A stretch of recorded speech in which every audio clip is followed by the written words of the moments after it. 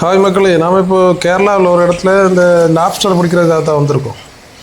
அதை நம்ம அந்த ஸ்பியர் ஃபிஷிங் மெத்தடில் தான் பிடிக்க போகிறோம். அந்த அப்படின்னா அந்த கம்பி மாதிரி இருக்கும், அதை வச்சு குத்தி தான் பிடிக்கும். அப்போ அந்த லாப்ஸ்டர் பார்த்திங்கன்னா அந்த கல்லுகளுக்கு இடையில தான் அது ஒளிஞ்சிருக்கும். இது வந்து ஒரு ஆர்பரோட தூண்டில் வளைவு தான். அப்போ அதில் அந்த பவளப்பாறைகள் அதுக்கு இடையில வந்து லாப்ஸ்டர் ஒளிஞ்சிக்கிட்டு இருக்கும். அப்போ நம்ம அதை பிடிக்கிற ட்ரை பண்ணுறோம், ஆனால் அது முடியலை. ஏன்னா அந்த அலை அடி இன்னும் அதிகமாக இருக்குது. அப்புறம் அந்த நமக்கு அந்த எய்ம் பண்ணி அந்த மீனை குத்தி பிடிக்க முடியல, ரொம்ப கஷ்டமாக இருக்குது. ஆனால் லாப்ஸ்டர் நிற்குது, ஆனால் அதை நமக்கு பிடிக்க முடியாத கண்டிஷன். அது இது பிடிக்கிறது வந்து அவ்வளோ ரொம்ப ஈஸி கிடையாது. ஏன்னா அந்த கல்லில் பார்த்திங்கன்னா நிறைய அந்த சுப்பின்னு சொல்லக்கூடியது, அப்புறம் அந்த சியர்ச்சின் கடல் முள்ளங்கள் இதெல்லாம் கல்லில் ஒட்டி இருக்குது. நம்ம உடம்பு அதில் பட்டாச்சுன்னா ரொம்ப பெயினாக இருக்கும். அதுவும் இல்லாமல் அது விஷத்தன்மை உடையது. அதுவும் இல்லாமல் அங்கே சின்ன ஸ்னேக்கு, அப்புறம் இந்த விஷம் உள்ள சின்ன மீன்களெல்லாம் உண்டு. அதெல்லாம் நம்மளை உடம்புல பற்றாச்சுன்னா ரொம்பவும் ஆபத்தானது. அதனால் குளிக்கிறது வந்து ரொம்ப பார்த்து தான் குளிக்கணும். இங்கே 2 லாப்ஸ்டரை வந்து எய்ம் பண்ணி உள்ளே குத்தியாச்சு, ஆனால் குத்தும்போது கரெக்டாக அந்த இதுக்கு படமாட்டேங்குது.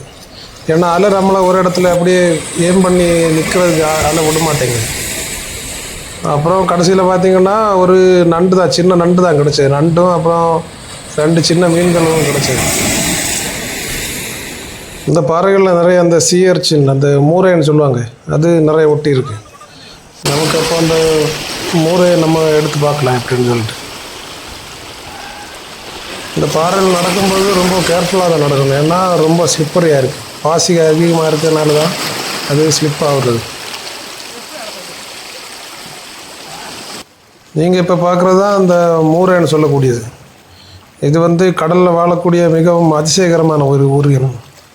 இது வாழ்கிறது பார்த்திங்கன்னா பாறைகளில் ஒட்டி தான் வாழும். அப்புறம் இது வந்து கரை இந்த ஆழம் இல்லாத பகுதியிலையும் வாழும், ஆழம் உள்ள பகுதிகளிலையும் இந்த இது வாழும். இதோட உடம்பு வந்து ரவுண்டு ஷேப்பில் இருக்குது. அதை சுற்றி பார்த்திங்கன்னா பூரா முள்ளாக இருக்கும், அதான் அதோட ஸ்பைன்ஸ். அப்புறம் நீங்கள் இப்போ பார்த்தாலே தெரியும், அது மூவ் ஆகிக்கிட்டே இருக்குது. இது வந்து இதோட முள் வந்து நம்ம உடம்புல பட்டாச்சுன்னா ரொம்ப விஷம் உள்ளது, ரொம்ப பெயினாக இருக்குது இது. அப்புறம் இது வந்து கடல் சுற்றுச்சூழலுக்கு மிகவும் முக்கியம் வாய்ந்தது. இது பார்த்திங்கன்னா கடலில் உள்ள அழுக்கையெல்லாம் இது சாப்பிடும். அப்புறம் களைகள், கடல் கிளைகள், பாசிகள் இதெல்லாம் இது பிடிச்சி சாப்பிடும். அதனால் அந்த பாறைகளை இது வந்து சுத்தமாக வச்சுருக்கிறதுக்கு இந்த இது உதவும். இப்போ அந்த வாளி எடுக்கிறதுக்காக குளிச்சுட்ருக்கோம். அது கடல் நத்தை மாதிரி ஒரு இனத்தில் போட்ட கடல் தான் ஆச்சு. அப்போ ஒரு நண்டு கிடச்சிது. இதான் நண்டு, ஆம நண்டு. நாங்கள் இதை ஆம நண்டுன்னு சொல்லுவோம். கடிச்சா நல்லா கடிச்சு.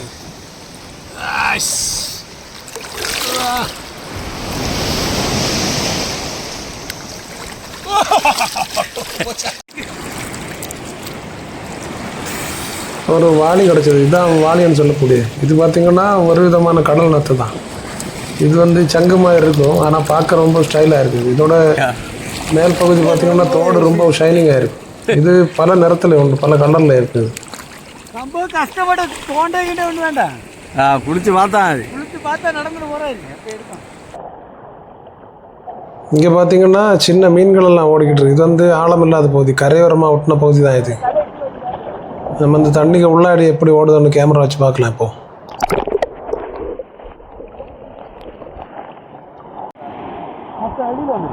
இதோட சதை பார்த்தீங்கன்னா இதுலேருந்து வெளியே வந்துருக்கு.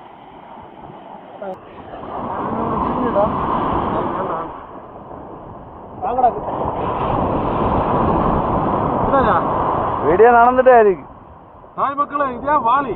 சின்ன வயசுலலாம் நாங்கள் ஏதோ கடல்ல இருந்து எடுத்து இதோட கொஞ்சம் சைஸ் பெருசாக இருக்குது. இதை உடச்சி அந்த மண்ணை கொஞ்சம் ஹைட்டாக வச்சு அதில் வச்சு விளையாடுவது. இது பார்த்தீங்கன்னா ஸ்பீடாக ஓடும். கருவுள்ள இடத்துல இந்த வந்து ஸ்பீடாக ஓடும். இது பார்த்துதான் இதோட கதை என்ன தெரியுது. ஃபிஷ்ஷங்களோட நல்லா இருக்கு. எவ்வளோ கலர்ஃபுல்லாக இருக்குன்னு பாருங்க. விதவிதமான கலர் நம்மக்கிட்ட இருக்கு. அடுத்து இது பார்த்தீங்கன்னா சின்ன சங்கு. இங்கே உள்ள எல்லாமே சதுதான் இருக்கு. ஃபிஷ் இதை வச்சு தான் இது மண்ணுக்குள்ளே ஓடுறது. இதை வச்சு அப்படியே மண்ணில் வச்சு இது நகர்ந்து போகும்.